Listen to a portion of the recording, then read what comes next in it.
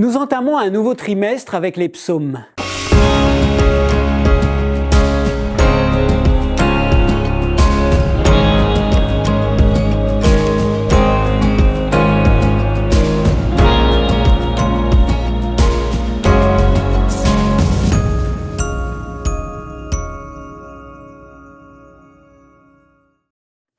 Calvin les appelait le miroir de l'âme.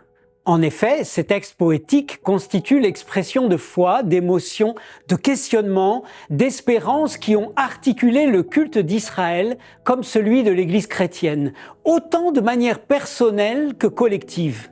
Ils reflètent toute la palette de nos émotions et de nos expériences. Comme dans un miroir, on peut y lire l'état de son cœur.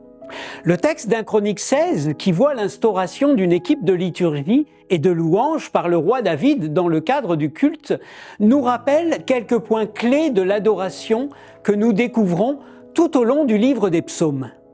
Premièrement, la louange et l'adoration sont le fruit et l'expression de la grâce qui a touché nos cœurs. Deuxièmement, l'image de l'arche que David ramène à Jérusalem et qui suscite la joie est comme une invitation à vivre de la présence de Dieu dans les temples de chair que nous sommes. Nous devenons, par sa présence, des lieux de louange pour ceux qui nous entourent. Troisièmement, c'est en constatant les merveilles de Dieu, ses actions dans l'histoire et dans nos vies, que nos bouches proclament sa bonté et sa grandeur par nos louanges. Tels que nous les connaissons aujourd'hui dans nos Bibles, ils sont au nombre de 150, répartis en 5 livres, à l'image de la Torah. Ils sont ainsi source d'enseignement. Alors, comment lire les psaumes ?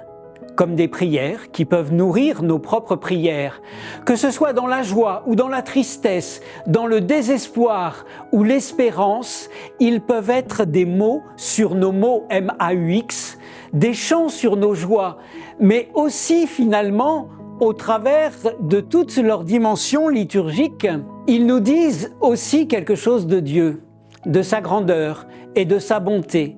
Dieu parle aussi au travers des psaumes.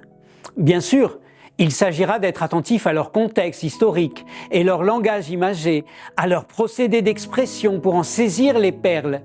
Puissiez-vous, tout au long de ce trimestre, rencontrer, découvrir de nouveau le Seigneur au travers de ces textes magnifiques.